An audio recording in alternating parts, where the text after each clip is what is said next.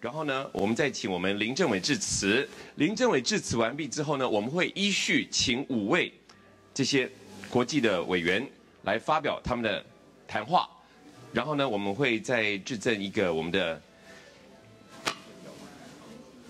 结论性意见给我们林委员，然后我们再开放给记者来发问。谢谢，请各位踊跃的发问，谢谢大家，谢谢。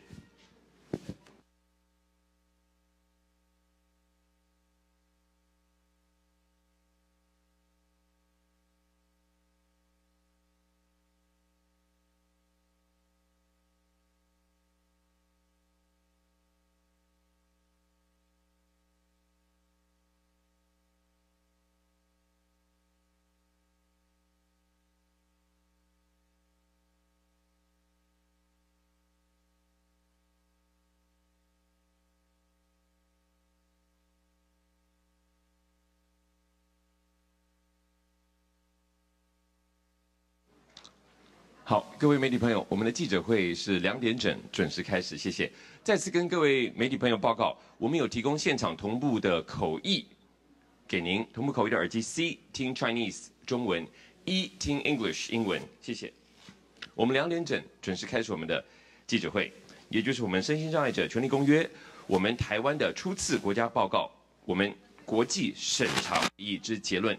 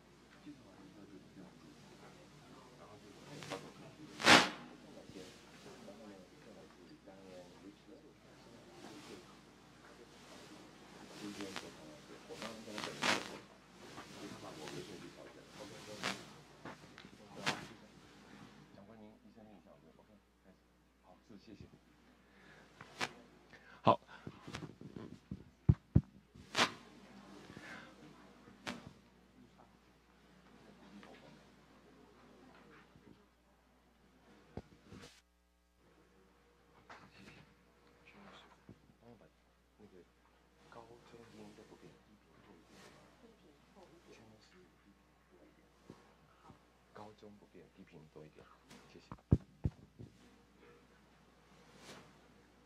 好的，各位媒体朋友，大家好，大家午安，时间已经是下午的2点整了。欢迎各位来到我们身心障碍者权利公约初次国家报告国际审查会议之结论性意见发表。今天是我们的记者会。那么我们在座的有国际的委员，请容许 Andy 一点时间，先介绍我们与会的长官。首先，我们以热情掌声来欢迎我们主人，我们行政院政务委员林万益林委员，掌声欢迎。委员好，掌声，谢谢。Minister Lin from the Executive Yuan。紧接着呢，我们要介绍的是我们这次来到台湾的我们的国际审查委员的委员们。本次审查委员分别为曾经担任过联合国身心障碍者权利委员会副主席之英国人权发展专家。Introducing Ms. Diane Kingston. Please wave your hand. Ms. Diane Kingston. Thank you. 瑞典独立生活机构创办人 Mr. Adolf Rutzka, please. Independent Living Foundation, Mr. Adolf Rutzka.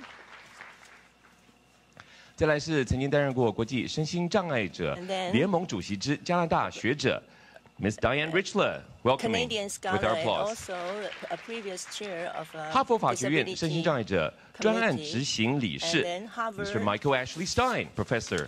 University Law Professor, Mr. Michael Welcome, Stein. sir.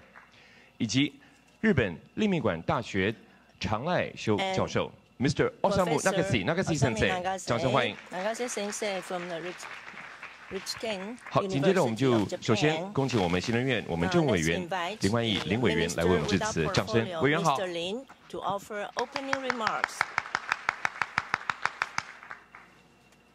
来自日本、加拿大、英国、瑞典、美国的 I would like to welcome the members of the International Board Committee. They are from Japan, from UK, from Sweden, from Canada, from the United States, and all the servants here, as well as friends from the press. And ladies and gentlemen, good afternoon. This time we have 5 very outstanding and experienced review board coming to Taiwan to review our state report. And this is the very first time having this kind of international review. And our CRPD report that was completed in 2016. And then from the preparation stage, we have a lot of input from various branches of the government, as well as from the civil society. So in the past few days, our International Review Committee has been able to offer their very insightful critique to check on this state report, as well as the response to the issues of list of issues offered by the state. And at 12:30, I received the concluding observations written report from the International Review Committee. I have spent some time to go through it, and I found that such recommendations and observations are very important to Taiwan, for Taiwan to move forward in the area. As Taiwan, back in the 1980s, we have already had the Welfare Act for persons with a disability, and we began to shake off the benefit of charity models, and then move on to the more modern models, but there are still a lot of negative wordings in our laws and regulations. And there was a time we adopted the individual models. So, and then there was the basis of these medical models. And then time forward to 1997, we have revised wordings to the law to protect the persons with disabilities and to be in line with the international practice, but there are still a lot of measures that was out of the intention to protect persons with a disability and treating them as if they are people with disability, so they would rely on us to offer them protection. So this was more a paternalistic type mentality. And then in the year 2000, we began to change the names of the law. We called it the Act to protect the rights of the person with a disability. So we have moved on to these rights models. In the past, the social model was not completely put into consideration, but we begin to enhance, to beef up the right type of attitude and moving forward to safeguard the human rights of the person with a disability. And then we have also adopted this ICF, International Classification of Functions, and so on. But of course, even with the law itself does not help you to fully implement all these measures that's improving the life of a person with a disability. So in the different branches of the government, we have been able to educate the civil servants and also the publics to raise their awareness about all these people who have a difference in their functions from us. So we need to strive for a better environment, a better setting to live together in harmony with a person with a disability. As Taiwan aspires to safeguard the human rights of the person. So there are investment to make. We have to inject more resources in order to raise awareness, and these are the type of commitment we have in order to gradually implement all these ideas in our infrastructures, software and hardwares, in order to realize the obligations of the government in safeguarding the human rights of persons with disabilities. So we have at the cabinet level a committee for the promotion of the rights of a person with a disability, and that is an important mechanism for us to move forward to make these ideal gradually realized little by little. I also look forward to seeing your collaborations. So we believe very soon Taiwan will be able to improve in many aspects to formulate policies, enacting laws, and fine-tuning administrative measures in order to become a beacon of human rights for persons with a disability for other countries around the world. And thank you for your support. Thank you so much, Minister Lin, for your wonderful comments. Yes, we want to be up to international standards with our protection of the rights with persons with disabilities. And now, ladies and gentlemen, 我们现在以热情掌声来欢迎我们 Mr. Osamu Nagase Sensei, 我们的 Chair 来为我们发表意见. Please, your comments, Nagase Sensei.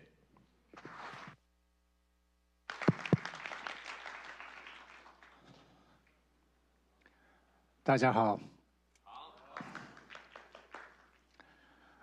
Honorable Minister Lin, Dr. Liu, of the Ministry of Health and Welfare, other members of the government, CRPD team, headed by Mr. Sun, members of the civil society, and organization of persons with disabilities, and the public. I appreciate this opportunity to speak in my personal capacity and as the chair of this inaugural International Review Committee of the initial review of the state report of the Republic of China governing Taiwan. We have had very productive 3 days of the review sessions with the civil society and the government. The civil society and persons with disabilities provided us very precious information and have helped our work so much. The principle of nothing about us without us, nothing about us without us is the core of the CRPD implementation.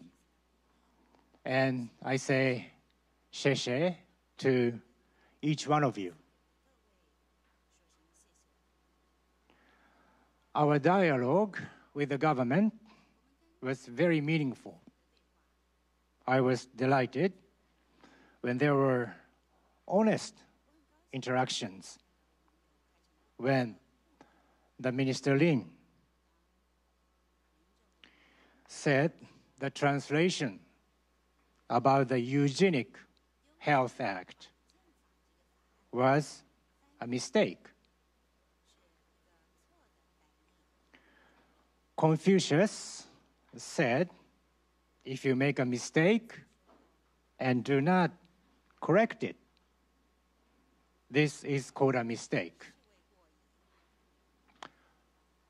I admit myself that I do not have the courage to admit my mistakes. I admire so the honesty. After the sessions with the civil society and the dialogue with the government, we finalized the recommendations which you have. We call it concluding observations. I apologize that concluding observations is not available in Chinese for you to read. We started to draft the concluding observations in July.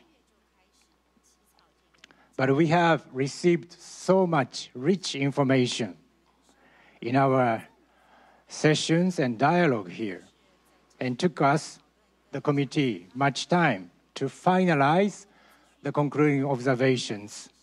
And in fact, the minister received it just an hour and a half ago because we only finished around noon. We worked until midnight last night, but time was not enough. That is why there was no time for the Chinese translation. The government was planned to provide the Chinese text, of course. But we only have the English version at hand. The Chinese version should be available soon. 最不济. Our recommendations cover all the articles from Article 1 to 33. But I just like to touch upon two most urgent issues the committee has identified. And in fact, we asked the government to report back on those two issues within 1 year. That is the first issue is the issue of equality and non-discrimination in Article 5. The International Review Committee recommends that the state, the government, define in its national legislation and regulations the principle of reasonable accommodation in all areas in line with Article 2 of the CRPD and ensure legal recognition that the denial of reasonable accommodation constitute a form of discrimination and ensure their application in practice in both the public and private sectors. It is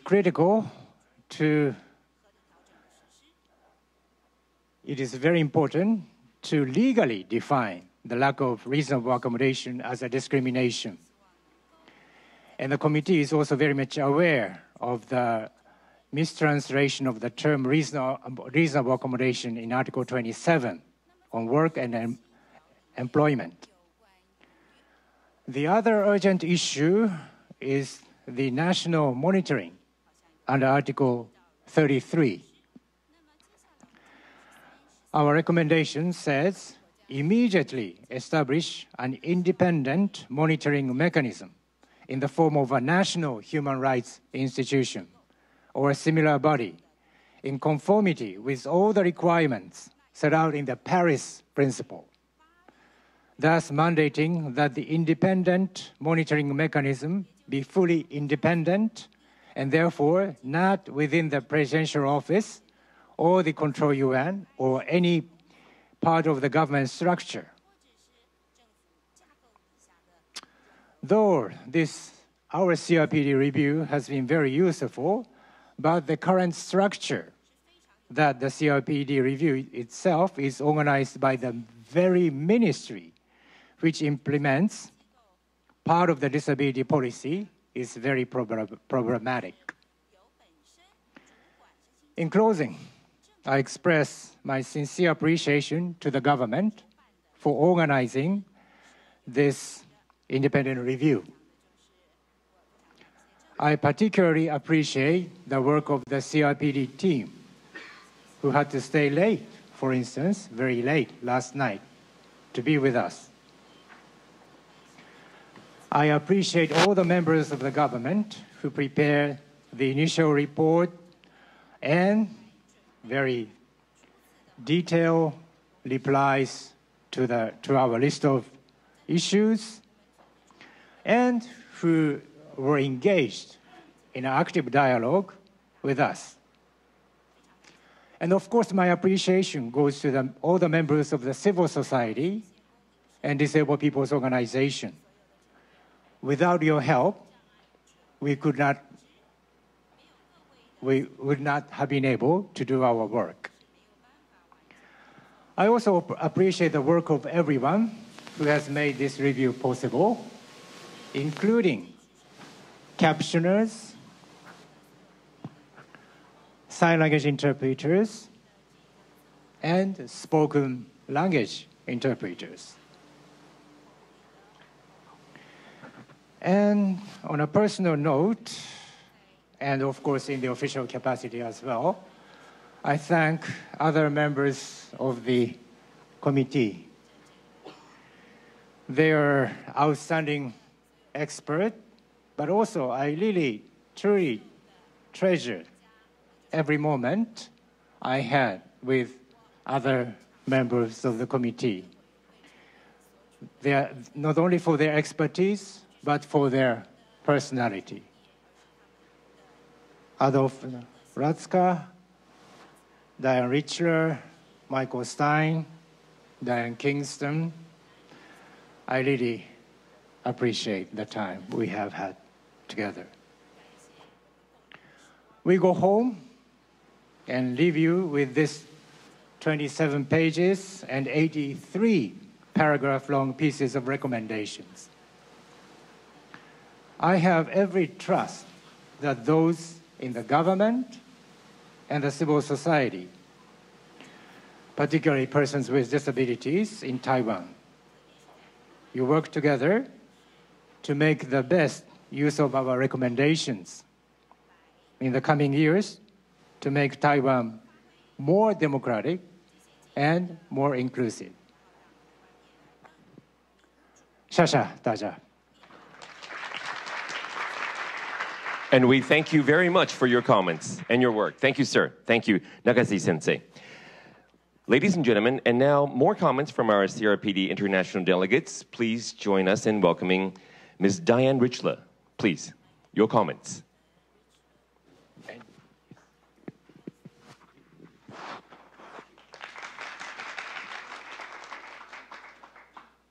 Thank you very much.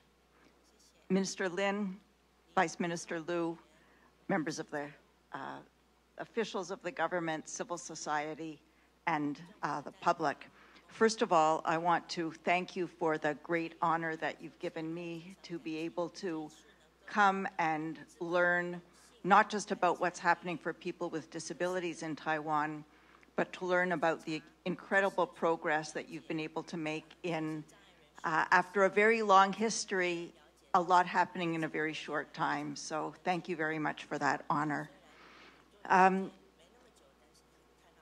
In our concluding observations, I think one of the messages that comes through very strongly is the challenge of making a real shift in the paradigm in thinking about people with disabilities. And Minister Lin made that observation in his remarks. There's nowhere that that challenge is greater than in the field of education. And personally, when I look at the number of issues that we covered over the week, I think that education is one where really the challenge of making that transformation of thinking about disability as a human rights issue and moving, as the CRPD demands, from traditional education of students with disabilities apart from the rest of their communities to an inclusive model is really one of the big issues to tackle, but also an issue that, when done successfully, can lead to great change and great progress in your country because of the impact that it has both on students who have disabilities and the others who learn together with them. One of the most important things to me about the benefits of inclusive education is that it's not just good for students with disabilities. When we design our school systems so that they respond to the individual needs of every student, everybody benefits. And I hope that you will see a move to inclusive education as a way that you can start to improve education for all students in Taiwan. Now, some things like the transformation of education systems I know will take some time. There are some things, however, that you can do in a very short period of time that will have a big impact. And one of the things that I'd like to draw your attention to is the fact that we learned during our constructive dialogue about the fact that in one region of Taiwan, there are plans to build a new institution to house 100 people in a very short time. That's something that can be stopped now, because if you build more institutions, it's going to take time to dismantle them. And I think you can stop right now doing things that are going to be detrimental for the future. One of the issues that that raises is that it's not an activity that's being undertaken by the national government. But as you'll see from our concluding observations, the national government does have responsibility, not just for its own areas of responsibility, but for making sure that the convention is respected throughout Taiwan. And so I strongly urge you to look at our concluding observations and to make whatever changes you can today and tomorrow to change the situation for people with disabilities in Taiwan. Lastly, I just want to remind you that the concluding observations now belong to you. Our work is done, but they are a tool for you. You were extremely open when you had no legal obligation to put yourselves under a microscope, to listen to criticism of the things that are going on right now in your country. It's up to you, both government and civil society, to decide what to do with that document. I hope you will find it useful. It certainly was a privilege to be able to learn from you and be with you here this week. Thank you very much. And thank you, Madame Diane Richler. We learned so much from you as well. Moving on, ladies and gentlemen, please welcome from Sweden, Professor Adolf Ratzka.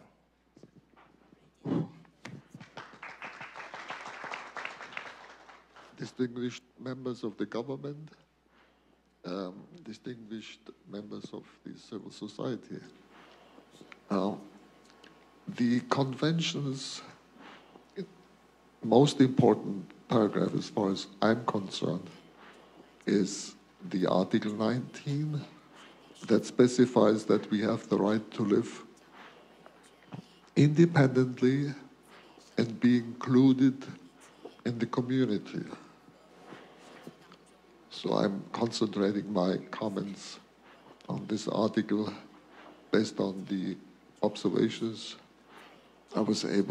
we were able to make during the sessions after the input from civil society and, of course, the government.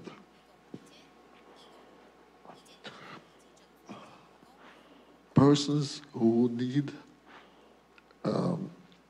assistance in the activities of daily living, like myself, getting up in the morning, going to the toilet, getting food, going to bed, getting dressed. This population is very vulnerable, and it's a test to see how far a country has come in meeting the needs of its citizens with disabilities. Almost like a litmus test. We noticed with concern that many persons of this group are forced into dependence on family members and are forced to live in institutions because of the lack of support services that would enable them to live in the community. Article 19 is all about opening up society, enabling society to welcome its members with extensive disabilities who need assistance in daily living, in particular that group. What does it need? What does it mean to depend on one's family members? This will be a life of restricted possibilities. Depending on one's family, it cannot be a fun to grow up as a teenager. And when other non-disabled friends and siblings go out and meet other teenagers of their age, and we have to ask mom and dad to help us go to the toilet, it doesn't work like this. We are limited. We are not given the ability to grow up as adults in the same way as other persons who establish their autonomy, their self-worth, to gain self-confidence based on what we can do and the ability to make mistakes and learn from these mistakes. Growing up in the family often implies that we are overprotected, protected from difficulties in life, which means that we are not allowed to grow into adulthood. Those people who do not have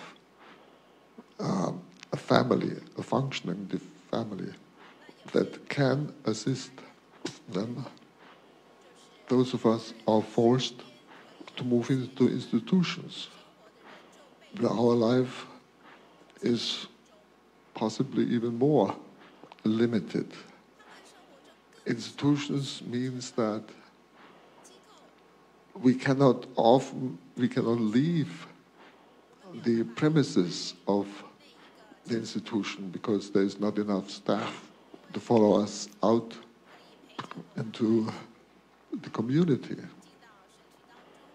It means that we cannot, on our own will, go and, for example, to school, to the university, to workplaces. We cannot start families of our own. We are kept in dependence.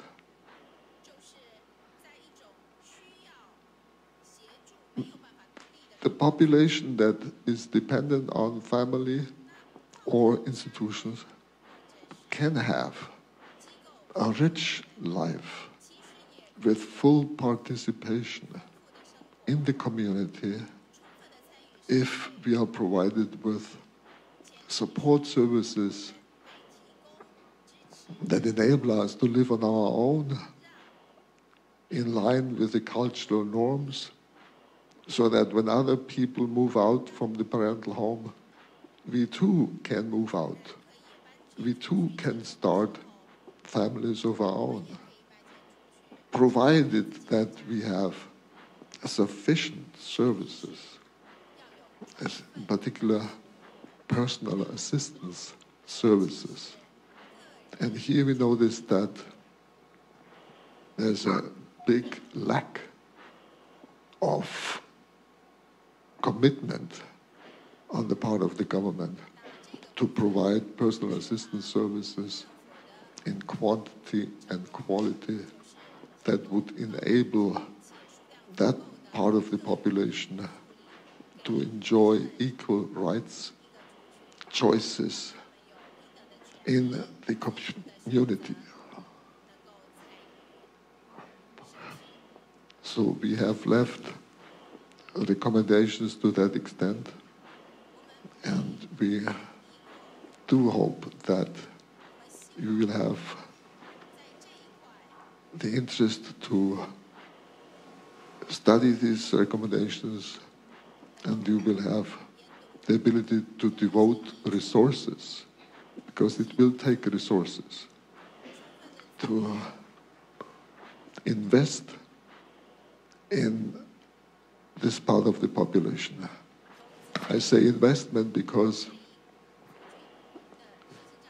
with personal assistance, our lives can be much more meaningful. We can contribute much more to society. We can contribute much more to the common good of all if we have these services that enable us to become fully productive members and start work and start families of our own.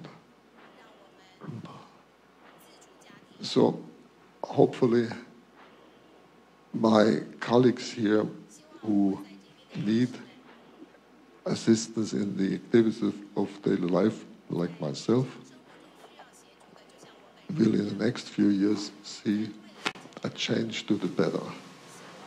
That would personally be very gratifying to me too.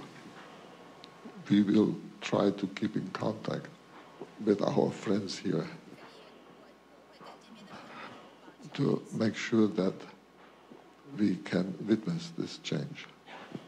Thank you so much. It's been a fantastic opportunity for me personally to be here, and I'm very much impressed by the sincerity of the government and its efforts so far. Thank you. Thank you very much. Dankeschön. Thank you, Mr. Adolf Ratzka. Thank you for your wonderful comments. Yes, one day we shall have equal opportunities for all indeed. Ladies and gentlemen, and now please join me in welcoming from the United States, Professor Michael Ashley Stein, for your comments. Oh, with our applause. 掌声. Thank you very much. I echo my colleagues, dear audience, in thanking you for the opportunity to come and participate in this human rights assessment exercise. I've learned a very great deal. And for a teacher, knowledge is the greatest gift. So thank you for that precious gift. I am sincerely grateful and impressed by the government for their willingness to have a voluntary review of where they are with disability rights. It is the sign of a confident democracy that is dedicated to improvement, that does not run away from reviews, as many do, but instead embraces critique, embraces engagement, is open with materials, is honest in reply and in dialogue, and I am very grateful and encouraged and impressed by our time together. I am also very thankful for your great warmth and hospitality. I also learned so much from civil society, and I'm so thankful to them for their many, many contributions and the sharing of their lives and descriptions of their lives, and the notation not only of what problems remain, but also of where progress has been made. The future is very bright for this cooperation between government and civil society. I also empathize with the government, inviting independent experts to your home to do this assessment is like inviting people to your home for tea and having them tell you, it was very good, but maybe it could be a little better. And maybe next time we could also have a little cake. So I empathize for that, and I appreciate your willingness to do that. We were asked to highlight one each, an area of improvement, an area for immediate area for improvement. And the one that I'm focusing on is the ability to vote by persons who are under guardianship, those people with intellectual and/or psychosocial disabilities. We learned that people who are placed under guardianship subsequently have restrictions in their ability to vote. And it was explained to us in the interactive dialogue this was because they are incapable of making decisions. But that is not true. In many parts of the world where I have personally worked with these groups, and in countries that have been open to change, we have seen that people with intellectual and psychosocial disabilities, just like people with physical disabilities, just like people without disabilities, are able to make their own choices, to express themselves, sometimes without assistance, sometimes with assistance, and to control their own lives. Officer Kingston will talk at greater length about Article 12 and legal capacity, but this is related to it. Voting is fundamental to democracy. Voting is at the heart of democracy. You cannot be a flourishing democracy without your citizens being able to express their desires and exercise their franchise. In parts of the world, you are not alone. There are countries such as Hungary, which had a similar system. Nearly all people with disabilities were placed under guardianship. And the rule was, if you were under guardianship, you were prohibited from voting. We participated in the case that challenged that. It went to the European Court of Human Rights. The ruling was extraordinarily clear. Of course, you cannot prevent people from voting on the basis of being under guardianship, or, of course, on the basis of having particular disabilities. That is discrimination on the basis of disability status. You cannot discriminate against people for that. And we followed this as well at the Committee for the Rights of People with Disabilities. Voting, of course, is essentially important. But the idea that we can simply look at a group by how it is described and make assumptions about it is actually at the core of stereotyping and prejudice. Why do we think that people with intellectual and psychosocial disabilities cannot make decisions or express their wills? rather than thinking, of course they can make decisions and express their wills, just like everyone else. And sometimes there'll be good decisions, and sometimes bad decisions, just like everybody else. I, of course, have been extremely privileged in my life, but I have spent my life having people think that I am not capable of things. Not when I'm introduced to you as a Harvard law professor, not when you know that I have 2 doctorates, not when you know the things that I do. When people meet me, they make assumptions based upon the way that I look and the way that I get around and the way perhaps that I express myself. This is something that we need to rethink. And certainly we need to make sure that people are part of our societies. If it is intended for Taiwan, as Gentleman Minister Lin mentioned, to be a beacon to democracies and to be an example within the region, we need to ensure that all of its citizens contribute to democracy, contribute as individuals who are valued within the democracy. And that is my request to you as far as what Taiwan can do easily, sooner than later, within the next year. Thank you so much for having me. I wish you well, and I will enjoy watching your progress.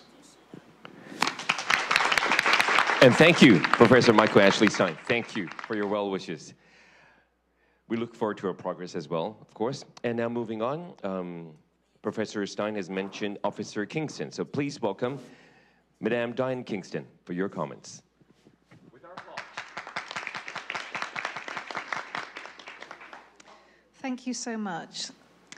I'd like to thank Minister Lin and also Dr. Liu for welcoming me and the team to Taiwan. Your hospitality has been outstanding. You've all done a great deal of work to get to the point you are at now, and for that I'm very grateful. We've also done a lot of work since we've been here, and now we're very tired and glad that our work has finished.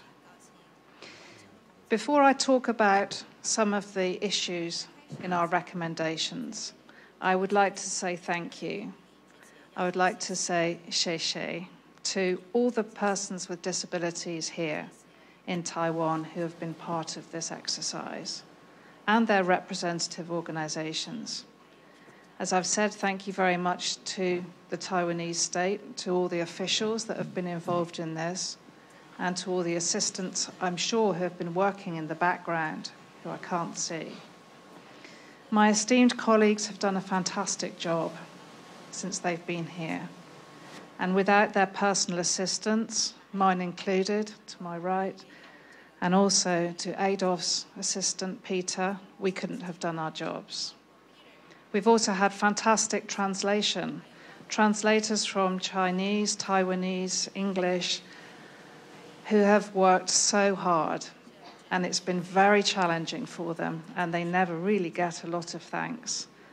Also, we've had great sign language interpretation, and that is one of our recommendations, that you have Taiwanese as one of your official national languages in the country.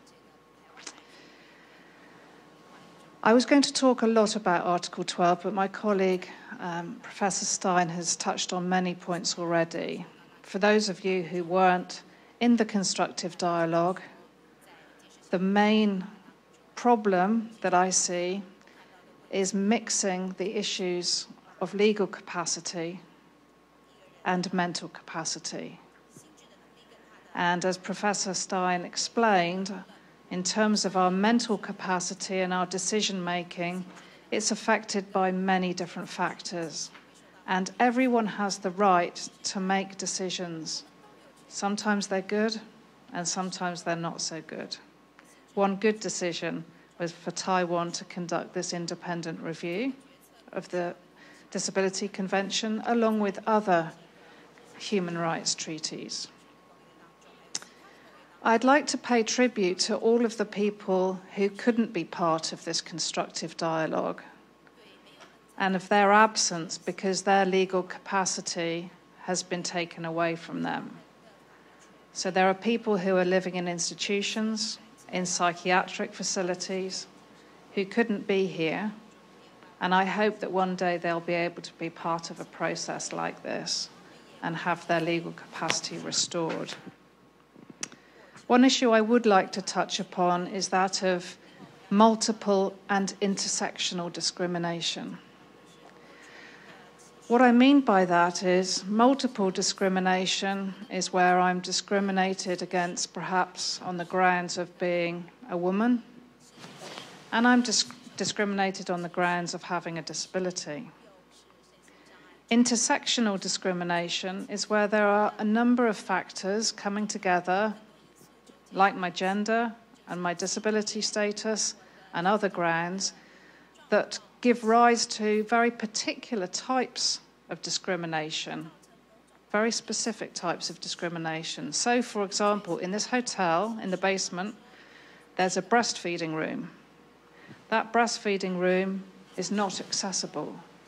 So as a woman, if I was a mum with a baby and I was a wheelchair user like Michael or Adolf, I wouldn't be able to access that room, and that's a particular type of discrimination specific to that circumstance. There are many grounds that intersect because we're made up of many different identities. They're almost like layers of an onion that you can peel away. So I'm white, I'm a woman, I'm a wife, I'm a mother, I'm a woman with a disability, with a physical disability, as well as a psychosocial disability, and so on and so forth. Many different identities. And when they intersect, they give rise to those different forms of discrimination. You have demonstrated as a very advanced democratic country that you are able to address these different human rights issues. So if you're looking at disability, I'd like you to consider women and girls with disabilities, Article 6, children with disabilities, Indigenous people with disabilities, lesbian, gay, bisexual, transgender and intersex persons with disabilities, migrants with disabilities, and all other categories. As I've said, you've also addressed human rights in the round as a country, as Taiwan. You've had reviews on civil and political rights. You've had reviews on children's rights, on economic, social and cultural rights, on women's rights. You've also had recommendations from those other human rights treaty bodies, the experts, the independent people who have come here to review, who have given you recommendations. And I'd like to highlight one of those recommendations that we've also highlighted. And as an advanced democratic country, this is something that I would like you to seriously consider, and that is of capital punishment. You've said that you would like to be a beacon for human rights, not just for persons with disabilities, but for all persons. And so capital punishment really lies at the heart of embracing all those human rights. I will end by saying that I personally try to strive for continual self-improvement. I see that in many of the people that I've met since I've been here in Taiwan, both state and civil society. And I urge you to strive for continual self-improvement in upholding the human rights of persons with disabilities. I thank you once more. 谢谢. And our 谢谢 to you. Thank you very much. Please, our concluding comments from Nagase Sensei. This is a very personal one. I would like to say, express my appreciation to one individual who has helped me and the committee as an assistant to the chair. She's a very modest person, so she's hiding in the rows, but that is Miss Kao Yayu. I'm sure many of in the civil society and disability rights organizations know her, but Miss Kao has helped us so much in the process. Would you be kind enough to stand up? 多謝，謝謝。Thank you. ありがとうございます。Nakashi Sensei, thank you. And now, ladies and gentlemen, our host would like to thank everybody as well. 我们再次欢迎我们林政委，政委。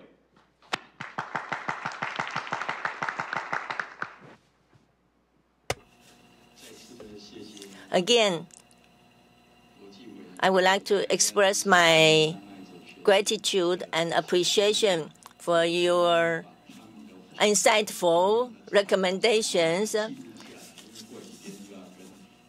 to Taiwan's human rights about a person with a disability. So I here take a lot of notes, and because in a few days I will have to report to our premier about what we can do in the next few years. And so we really have a lot of appreciation and expectation for you, because your kind guidance will help us to do the work in line with the international norm. And definitely we will strive to do the work in order to achieve the goal and the noble cause you have set for us. And definitely the participant here, in the next few years, you will have to work with me. The chair of our CRPD international delegates would like to give the concluding observation to Minister Lin. 紧接着呢，我们常来修教授、常来修主席呢，要代表我们 CRPD 国际委员致赠我们的结论性意见，都已经签名了。各位媒体朋友，这张要拍照的，这张要发新闻的，都已经签名了。Our signed concluding observations from our CRPD international delegates to Minister Lin to Taiwan. CRPD to Taiwan. This is our conclusion observations. This is for the media, it's for everybody. Ladies and gentlemen, our applause. Taiwan will do our best. Thank you for your observations. Thank you for your comments. Taiwan will do our best. Taiwan is part of the international community. And yes, we will do our best to take care of the rights for persons with disabilities. Thank you, ladies and gentlemen. Thank you very much. We need to provide 5 minutes for Q&A because there's so many media here with us today. 我们现场会有5分钟的。我们现在开放5分钟提问。我们知道之前已经有联访过了，但是呢，现在我们还是按表操课。我们有提问的时间。如果您有任何的意见要发表，或者是您有任何的问题想问，请举手，我们把麦克风跑给您。谢谢。好 ，I'll give you my mic. Yes. 谢谢提供这个说话的机会。Thank you for the opportunity to speak. I am from these organizations, and I myself also have a family member who is hearing impaired. I appreciate the input from this International Review Committee. I understand you have made some recommendations to Taiwan's Mental Health Act. I would like to ask one question. That is our control yuan, and that is our ombudsman agency, whether they will help us to revise those problems that have been identified in our Mental Health Act. Because there was a time that for the guardianship declaration, I think there was a new stipulate saying this kind of decision will be made by judge and the judge only. And I wonder if there is any further explanation about how to implement this. Because when you talk about by the judge and judge only, this kind of a decision or statute, is there any room for improvement? regarding the revision of the Mental Health Act, we have already incorporated in our task at the cabinet, at the executive branch, regarding this statute about by the judge and the judge only. There were certain discussions on the media contributed by the scholars and the experts. So we will collect the relevant input from the academics, from the judiciary, and from the legislators. So we will put that into a bill for the amendment of the Mental Health Act. We thank you for your reminder. We have additional programs for this International Review Committee, so we have to conclude here. Thank you for your applause. Please, our applause once again for our CRPD international delegates. Thank you so much for your comments and your observations. 谢谢，谢谢。